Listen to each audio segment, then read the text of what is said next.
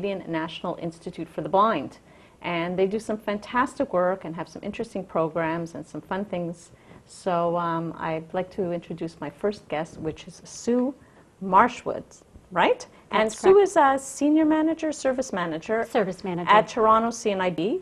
Cnib basically services pretty much all the main urban centers in Canada, but it you have to sometimes travel a little bit. It can't get into every little town and area. In the Toronto area, how many people would you say you service in a year, or do you have any? In a year, I would estimate between 1,500 and 1,600 would come through our doors at one point. And do you have a waiting list? We do.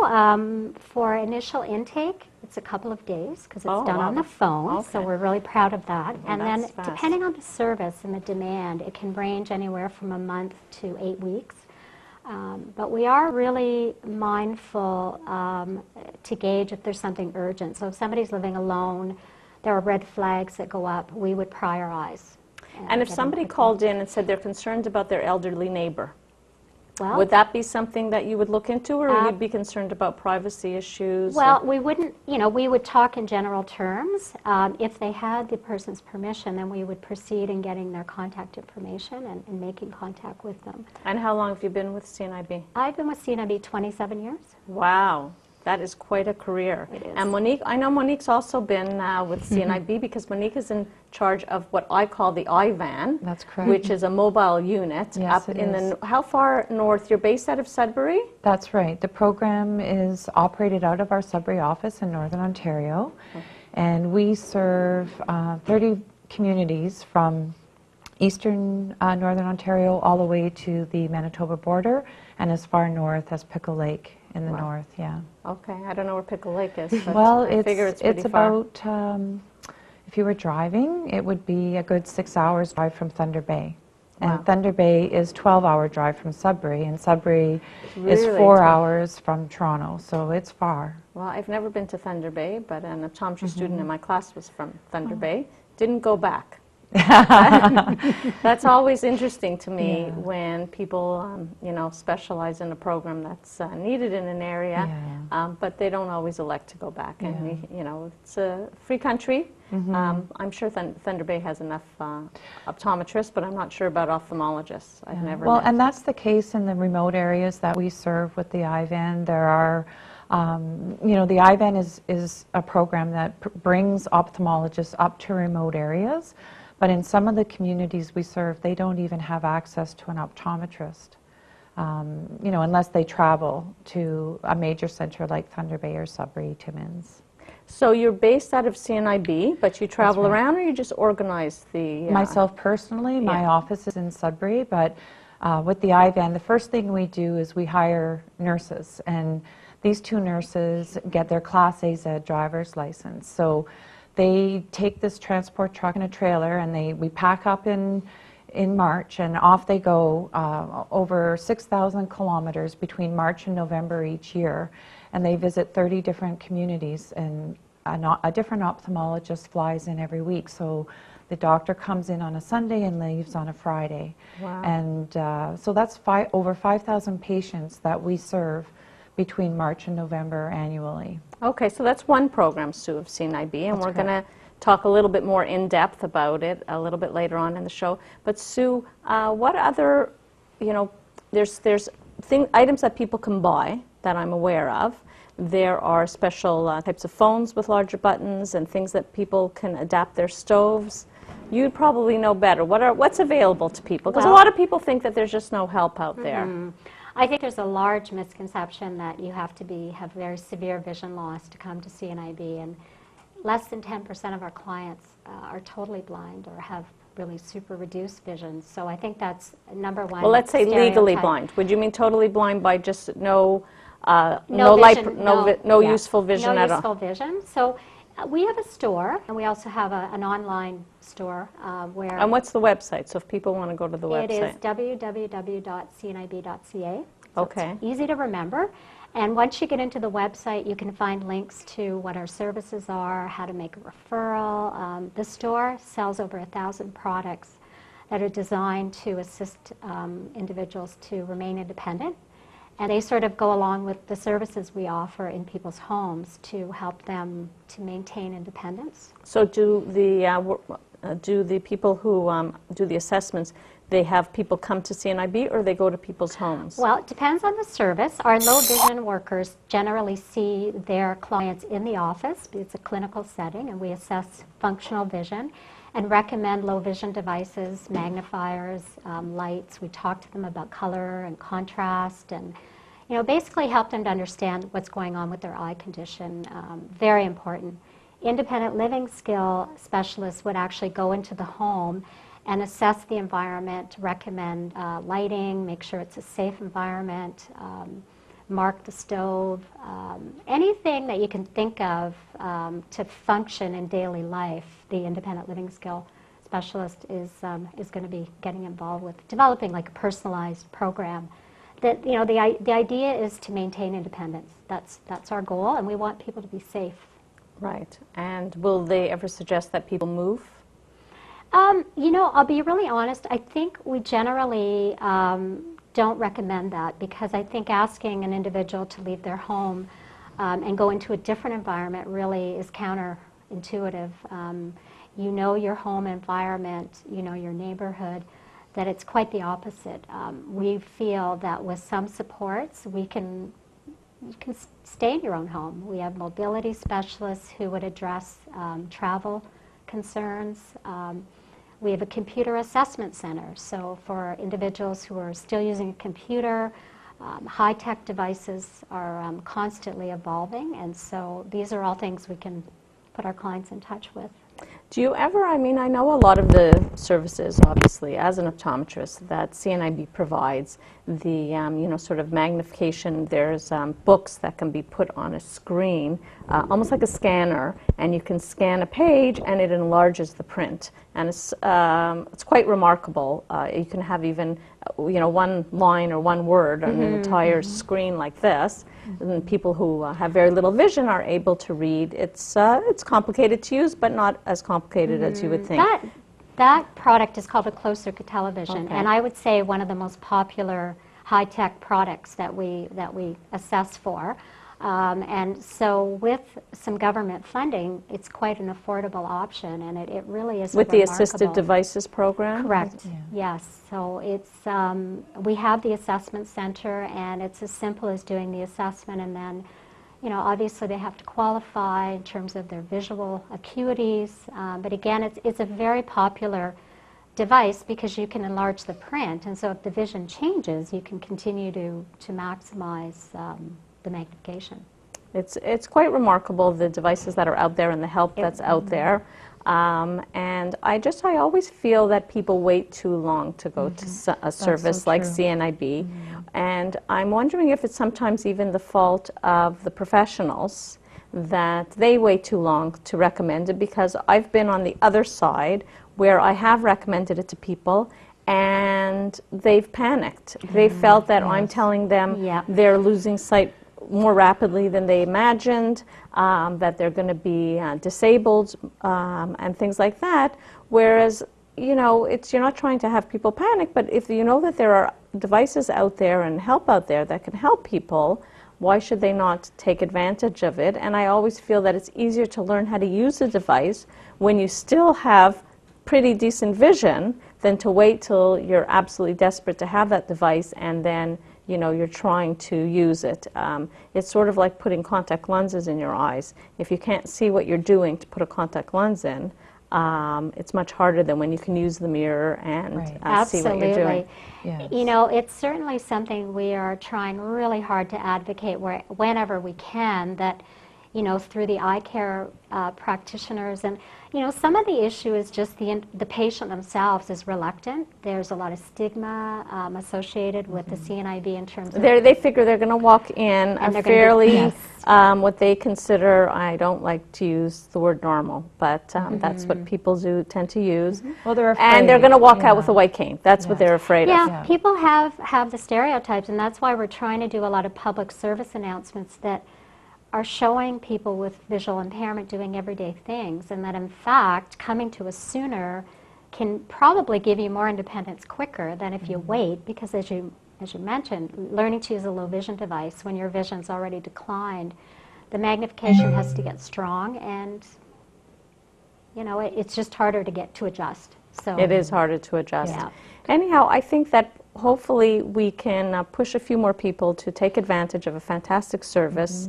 And there's, you know, even for people who have, you know, we're still pretty close to driving vision, which has been reduced, actually. A lot of people don't realize.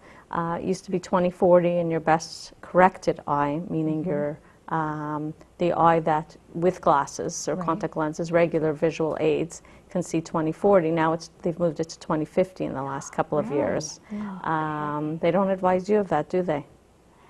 no, because we generally stay out of that Right. arena if we can.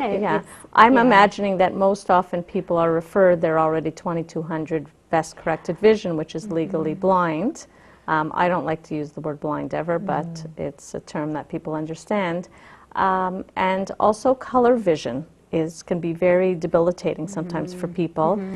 Some eye diseases, you know, you develop color vision problems later in life, but usually it's an inherited gene. And I've always wondered if CNIB, I've never had a chance to ask, if they have any devices to help people with severe color defective. I mean, there's very few people in the world who are actually color blind. They're color defective. They don't see red properly or green properly usually.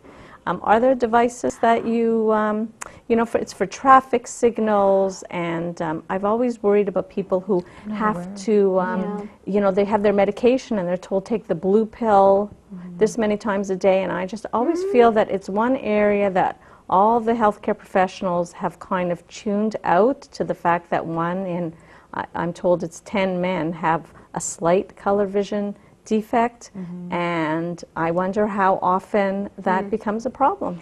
I am not aware of any device. The only thing that might come close to it might be filter lenses that might sharpen the contrast. But I would think a remedy for the blue pill syndrome would be don't go by the name of the medication and use a dosette to organize it. But yeah, it's not something that I'm aware of, but certainly if someone's out there wanting to invent something. It's shining moment. It's opportunity for I'm always innovation. concerned for people who are doing, you know, the dipstick tests, and even, you know, for pools and things like that, they have to compare colors and to know how much chlorine to put in, and nobody's sort of, you know, thinking about how many people are color defective and doing these things improperly. You know, everybody laughs because, you know, they send their husband out to buy paint, and it's always the wrong color, and they met. And didn't you realize you were painting green when it was supposed to be gray? You know, and those kind of stories. And then, you know, when they're 40, 45 years old, they'll come in and get an eye check, and you know, you just routinely, first time seeing a patient, you check their color vision. They had no idea they were color defective. And thinking back on their life, you know, they're laughing because they're realizing how many disagreements they've had with people over colors. But it really isn't funny when somebody wants to train to be an electrician and they're not going to be accepted. They're not going to be able to be an RCMP officer. And even a detective for police. Some police training used to not take color defective people. But now I think they accept them, but you can't really do detective work. So would that be would an optometrist routinely Yeah, check we're for supposed that? to screen for color defects. And we do on the IVAN as well. Yeah. You know, we screen for that. For a color defect. Yeah. Well, you know, it's just something that I see sort of, It's an interesting we're all ignoring, and it's a huge number of people out there, mostly men. Yeah, it's always men causing the trouble. So we'll take a short break, and we'll see you again in just a minute or two. Thanks for watching.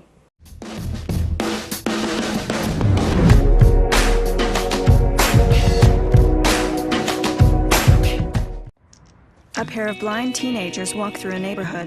My name is Clement. I am 17. I do have a little brother. He is 5 years younger than me, and despite the fact that we're both blind, we're just normal They kids. play video games. Sibling rivalries and fights and arguments. They play checkers.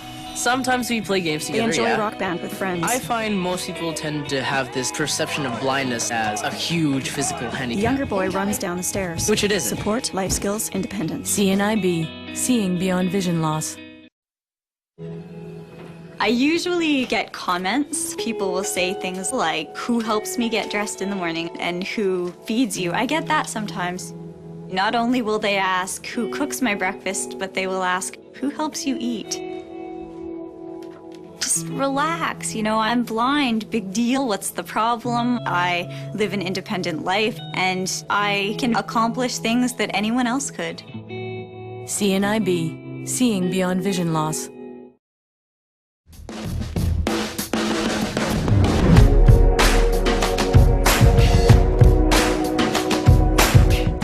Hi and welcome back with my guest Sue, and we have Monique, and we're talking about programs at CNIB, and I think the main point we want to get across today is don't wait.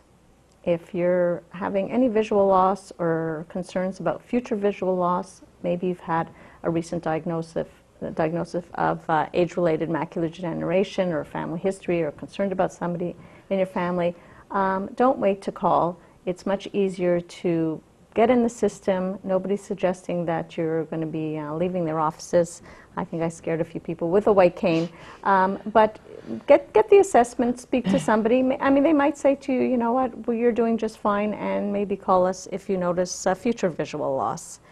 So there's a lot of programs at Cnib itself. And then there's an annual golf tournament done in the it's usually in York region somewhere, by the Toronto Ophthalmology Society, run by my husband, so I'm always involved. And Monique always comes to help out as well. And it's fun. It's a fun tournament. It's always on the first Friday in June. And it's mostly ophthalmologists. There's a few optometrists and a lot of industry people from the eye care industry who sponsor holes and help with the fundraising aspect of it. And I believe that this is, what year did we say, 16th? The 16th annual, yes. It's quite remarkable. So it's Dr. Alan Berger, who's a retina specialist, a retinal surgeon in Toronto at St. Mike's. He's the chief, I believe, still. And my husband, Jeff Marta, who's up in York region. And the funding that's raised, which I believe is getting close to $500,000, right, Monique? Right, yes. It goes to the York region branch of CNIB and their programming. And I don't know, they keep moving around that office. Do you have any idea? Are they still up on Yonge Street? They used to be up in Richmond Hill on Yonge Street near Major Mackenzie. They're actually in Newmarket right now. Oh, But in my Newmarket. understanding is they are looking for new digs, hopefully in Richmond Hill. So that's sort of currently the plan. Well, what I would like to see is maybe somebody who really enjoyed the valuable service that they got would consider donating their property, bequeathing their property, and it could be in a house. That's always a very sort of pleasant atmosphere rather than in some kind of, commercial building. There are hospices that have received donations of homes and things like that, and maybe that's something that CNIB could hopefully share some space with some other programming. So this year the golf tournament is June 1st, and it's a Friday. It's usually in the morning and a lunch. So I believe it's going to be in the morning again. Always starts very early in the morning. And it's fun. It's I think usually about 100 people come out, and there's always room for more. So That's for sure. I'm hoping we can see a few more people and some new faces. Every year there's new graduates, and I find that the most fun is to see the new graduates coming out to join in the tournament. Yeah, we're very, very fortunate to receive funding from that tournament, and it's just a great opportunity to get together with people. I can remember trying to recruit your husband and Dr. Berger to come and work up on the IVAN, and they always said, this was their way of giving back. They work so hard, they're tireless in their efforts to organize this golf tournament, and they get all their friends to come, and it's a great day, and we've been so lucky. I don't think we've ever had rain on the tournament. No, we've had some really windy days, but I always say that they'll keep doing it until they get rained out, and they find that so that'll be so upsetting because they put so much work and planning and effort into it. Although every year I think it's kind of running itself at this point. They've organized things in such a way that it's pretty smooth. The IVAN, when I remember being in sort of a mini version of the IVAN when I was training, was sponsored by the Lions Club do they still fundraise for the IVAN? The Lions are actually heavily involved in CNIB overall, but the IVAN is one project that they're very committed to, as is our camp on Lake Joseph in Muskokas. They work very, very hard I've been by that. I can see that from a friend of mine's cottage on Lake Joseph. I can see the CNIB camp. And the Lions are just completely devoted to that program. And in Northern Ontario, we work with, it's called Multiple District A, the Lions from A5. Every community that we visit, almost every single one has a Lions Club. And those guys are, and ladies now too, they're really like our link into the community. So if the IVAN, you know, drives up from Englehart to Cochrane, and by the time we get there, you know, the back handle of the doctor's office has come loose, and we get to the community and we've got to get this, you know, the doorknob fixed, and we don't know any carpenters or anybody who can help us out, or if it's an electrical issue, those Lions will actually link us in with, you know, people in their community that can help us. And that's really, it may not sound like a big deal, but when you have two nurses who, you know, pack up this unit, and every time we move, they have to pack all the sensitive, you know, the diagnostic instruments and the lasers and all of our medical supplies. And then, you know, they're working exceptionally long hours, like 10-hour days serving people. And then when you get to the town and, you know, your generator's not working, or the hydraulic jack is leaking, or something's happening, just having somebody there. I'm in my office in Sudbury, and I try to support them as much as I can, but to have people on the ground who really care and are committed to this program, you can't underestimate. Like, it's just so valuable to us. It's like an extended family of CNIB to have those Lions there, and they go out of their way to really make those staff feel like part of their community, because you can imagine you're on the road for 8 months of the year, you're leaving your friends and your family, so, you know, they might organize a special boat tour in Kenora, or take them to their cottage, or have them participating in, you know, the annual summer event in Red Lake, where you know, maybe the IVAN is part of the parade, or it's just, that's a really important part. They get all the volunteers who help us. Like, it's just endless, like, you know, what the Lions do for us. So do people book appointments, say the IVAN's rolling into town, where do the doctors and the nurses sleep? They don't sleep as on part of the unit? No, it's not a sleeping unit. So we book hotels all throughout Northern Ontario. And so we're just coming up to the end of our 2011 tour. We'll finish on Remembrance Day. We're on Manitoulin Island right now. But this is now where we're gearing up for next year, for 2012. So we'll be setting the tour and meeting with our medical advisory committee. Dr. Stephen Arshinoff is our medical director. And all of, you know, we have a group of about 25 to 30 ophthalmologists who support this program. And it's the same, usually they have the same week? That they not do? Necessarily. It just depends on, my responsibility is to schedule all of those doctors into the about 34 weeks that we have on the tour. So it's a bit of like juggling a bit of a jigsaw puzzle, because you know how busy they are. Someone will say, well, this is the week I can do. You already have somebody booked that week, so all of a sudden you have to call and see if that person can do a different week. They give me their top 3 choices, and then I have to sort of fit them into the various slots.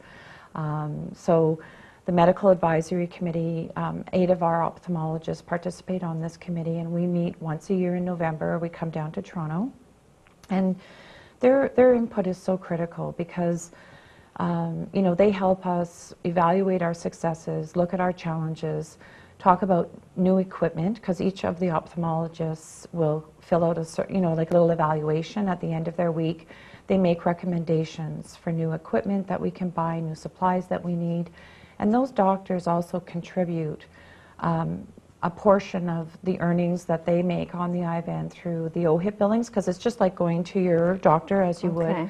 But they donate. Not only are they giving up their time to come and work with us, they leave their staff, their overhead, their family, their client, you know, their own patients to spend time with us, but they donate money back to the program, and that goes into a designated fund so that we can keep our equipment current and up to date. And what about the ophthalmology residents? Are they sent on the IVAN at all? Actually, we had a resident that came up this year with Dr. Arshinoff in Wawa, and one of our current ophthalmologists that's been working with us now, I think going on 2 or 3 years, he was a resident when he first came up to the IVAN. So this is something that we've started.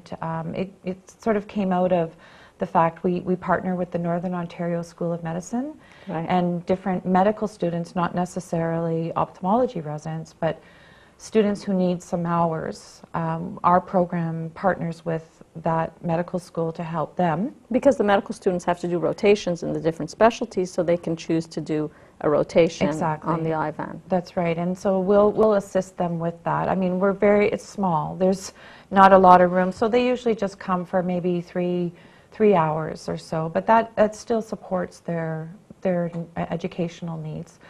But then with the residents, we started getting requests, and we thought this is really part of our mandate in terms of educating local medical communities in the towns we visit, but also trying to support these up-and-coming residents. And it's a good way. We never advertise for physicians. It's all word of mouth, and because it takes a very special individual to work with this type of program. So by introducing them at such a young age, where they're just starting out in their careers, it's great to see if it will be a good fit for them and for us. Yeah, it's a remarkable program. It is. And how big? Who drives? That's what I'm trying to visualize. Who's driving? One of the nurses is driving? Both of them do. We have Manitoulin Transport is one of our best corporate friends. I mean, CNIB just could not survive and thrive without all of the groups and organizations, the personal donations, and companies who contribute, even in-kind services. Manitoulin Transport does all of our driver training for the nurses. So because of the nature of the work, I tend to hire nurses every 2 to 3 years, sometimes every year. If a person does a year contract and then it's either not good for them to renew or something, they have other things to pursue in their life. It would cost us at CNIB $5,000 to train a nurse every single time we had to do that. So Manitoulin Transport has their own driver training school, and they provide that to us free of charge. The nurses, as soon as they come to work for us, that's the first thing they do. So this is an 18-wheeler. That's right. Okay. Yeah, it's. I had a roommate in optometry school. I'm going to say her name, and she'll have a laugh. Linda Kuhn, Dr. Linda Kuhn in Markham, an optometrist. And that was her summer job, was driving 18-wheel transport trucks. Oh, so she had the license. Wow. And, Do you think she'd like to come and work on the IVAN? Oh, that would be interesting, because she could be. I wonder if she maintained her driver's license. I have no idea. Because you do have to keep it up. Yeah. Do you have optometrists coming out, or it's mostly No, but we do partner with the optometrists in the north, because I think earlier you were asking about how do they get booked. So there is a recall process so that the ophthalmologist, will be following certain patients from year to year. But if somebody living in Northern Ontario needs to see an ophthalmologist, so anybody who's having medical issues with their vision, sudden vision loss, a family history of glaucoma if they're over 30 years old, maybe they have diabetes and their diabetes isn't well managed, or they've experienced some vision loss. The age-related macular degeneration is very common, of course, and cataracts. And what about cataracts? Because cataracts. Are they doing surgery, or they will assess them and book them in for surgery, and then those patients will have to be flown into a hospital somewhere? There are spots in Northern Ontario, for example, in the larger centres. The IVAN does not serve Sudbury, Timmins, Sault Ste. Marie, or Thunder Bay, because they have eye doctors. Mm-hmm. So if an ophthalmologist on the IVAN needs to refer a patient for cataracts or even for other follow-up, they can send them to one of those ophthalmologists in the north. And what about the records? Do they have electronic medical records, or are these charts? We have paper charts right now. Okay, well, we're going to and have to, Monique, yeah, that was my extremely project a year difficult. ago in our Oh, office. well, so you can just, help me with that. Just because hop on board. We've got actually Yeah. a program that a couple of ophthalmologists were involved.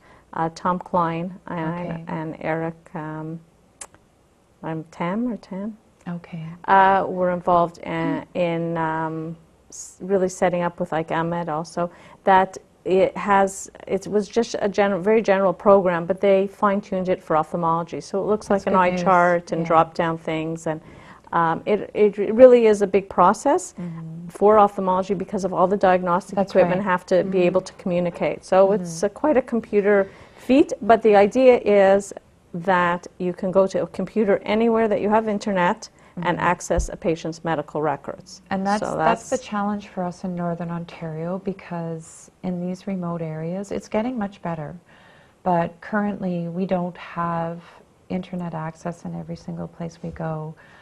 We don't have a telephone on the IVAN in every town that Well, we I think go you to. need a satellite dish on the IVAN, so that's what Yeah, and I've looked into, yeah. you know, and just because we were told no, or it's too difficult, or it's too expensive one year, doesn't mean that, you know, next year it's going to, because every single year it gets, the access gets a little bit better. Right. So a satellite dish and maybe some solar panels.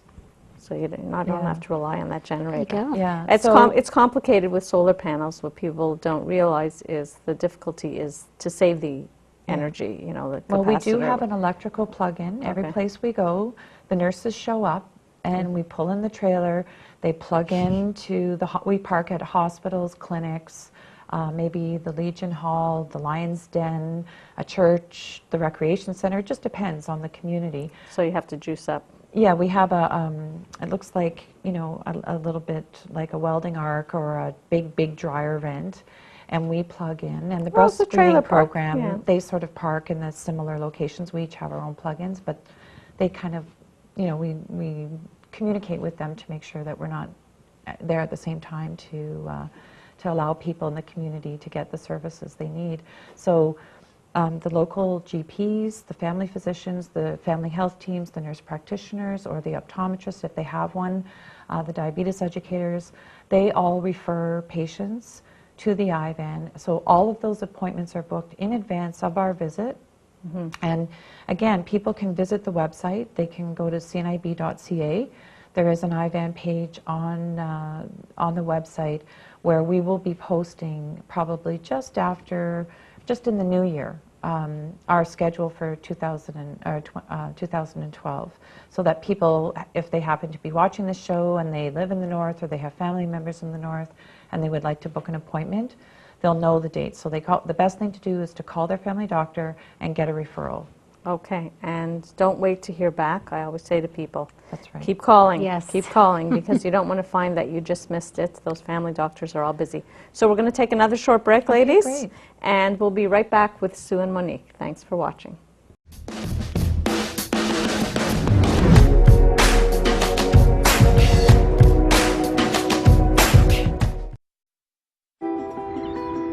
I used to always say, you know what, I'll never walk out that front door.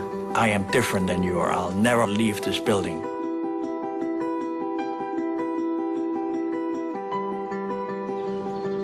One day, I opened those doors and just walked down a little ways. It got me started. And now I feel that if I can walk one block, I can walk two. CNIB, Seeing Beyond Vision Loss.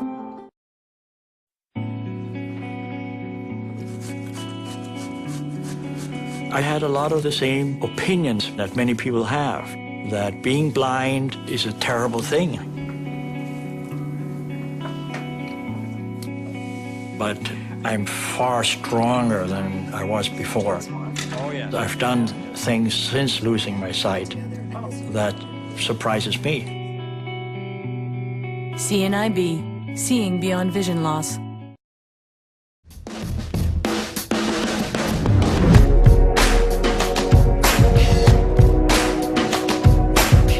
Hi, and welcome back. We're talking to Sue and Monique about programs at CNIB.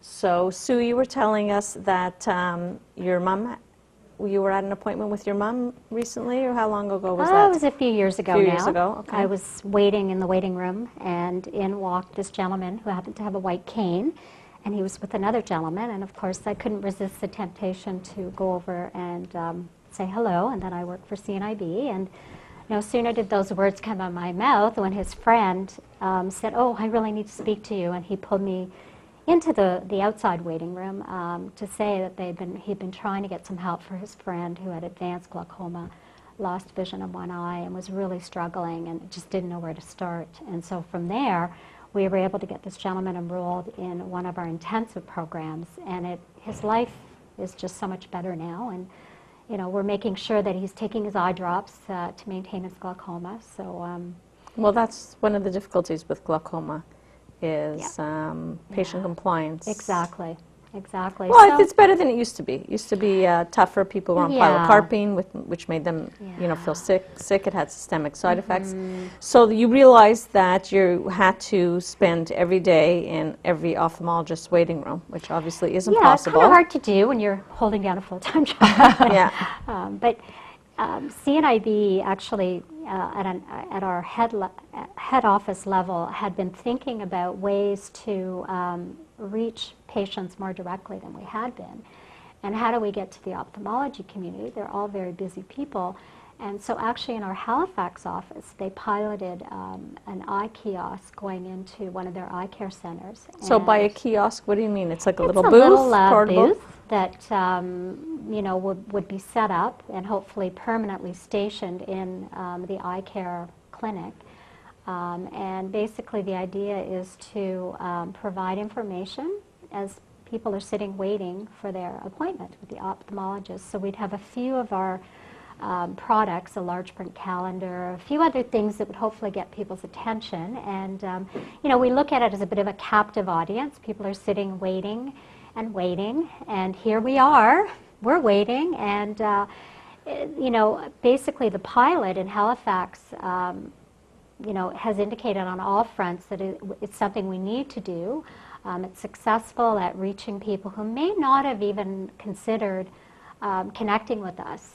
So this is trained staff or trained volunteers that will eventually it's going to, the idea is that we would have volunteers taking on this role, because, you know, especially in Toronto, we've got 5 major hospitals that we're currently negotiating with, and we're hopefully going to go into St. Mike's clinic first, hopefully in the next 4 to 6 weeks. And we're very, very excited, you know, not only connecting to the patients, but I think just, you know, seeing the ophthalmologists and them seeing us is kind of a bit of a reminder to refer to us. So, and we know we'll reach people from all over the GTA and wider, because they tend to come into Toronto for appointments with retinal specialists and so on. So it's very exciting. Well, I like the idea that it's a little bit interactive. Yes. Because I think that, you know, too often people sort of jam all the information in a pamphlet and hand it out. And I'm always impressed by people who find typos and things like that on pamphlets, because I'm like, that meant they really read it. Yeah, exactly. And, you know, people need to really experience the products. Another, you know, good idea that I would suggest is that a lot of waiting rooms now have TVs. They aren't always set up to take videos, but they can be easily adapted, and that's always a good way to give information to patients in the waiting room. Although I've heard patients complain to me that, you know, it's boring because every time they go in, it's the same video playing over and over ad nauseum. They'd rather have nothing on. So that can be a little tricky too. There have been times in the past when patients have been given to take home CDs, you know, or VHS tapes in the old days, and well, then you have to assume that they're going to return them. Right. Better off to have something that maybe they can just view on their computer via a link. So it's tricky, but as long as, you know, the calendar is going to be attached to the kiosk, I assume, otherwise it won't stay there very long. So oh, we'll have it chained down or something. You'll have it. Well, you know, it's tough, but you have to have samples. Right. I always feel that there's, you know, little things that people could do to help themselves, that it doesn't necessarily, you know, require a specialist. Just to think about it that, you know, it's hard for people to write even when they're elderly and their hands are hard. And you see them, you know, writing out, you know, their address on envelopes and things like that. And you know what? Go buy a stamp. Go get your grandchildren to make you some stickers. Make your life easier. And that's, I think, what CNIB is all about. Exactly what we're about. Quality of life, enjoyment of life. And the fact is that the baby boomers are hitting that magical age where they're experiencing a lot of visual disturbances, is what I would refer to it as, and they're going to require a lot of care. So I think that we've all got to be ready for that. And they're technologically savvy. This, you know, we see each year I see a big difference in the number of patients, even at our office, who are on computers and computer savvy. And I think you know, maybe 10 years ago, it was people in their 60s, and you didn't ask somebody in their 70s for their email address. Now we're asking people in their 80s for their email address. So things have changed, but it was great chatting with you, Sue, and it was wonderful seeing you again, Monique. And I hope to see you both again soon. I know I'm going to see Monique on a beautiful sunny day on June 1st at the annual Toronto Ophthalmology Society golf tournament. And it's always a great day. And Sue, you're welcome to join. I just might. Sounds like a lovely idea. Yeah. They often have visually impaired, actually, golfer who often comes. Yes. And we actually have a painting in our office of Wayne Gretzky's dad, who volunteered for many years as a sort of assistant to visually impaired golfers. And basically what they do is they just sort of line them up or tell them, you know, 1 o'clock, 2 o'clock, aim for this or that. That's right. So it's always nice to see. So hopefully somebody's available to come out this year and remind everybody what we are fundraising for, because some fundraisers, people lose sight of what's going on. Yeah. So thank you all for watching wherever you are, and keep CNIB in mind when you know somebody who needs help, or maybe there's a cause that you want to volunteer for. The kiosks are available and they're looking for people. So that might be something that you consider. If you want, you can do it with a friend. Always good to bring a friend along. So take care, everybody, and thanks for tuning in.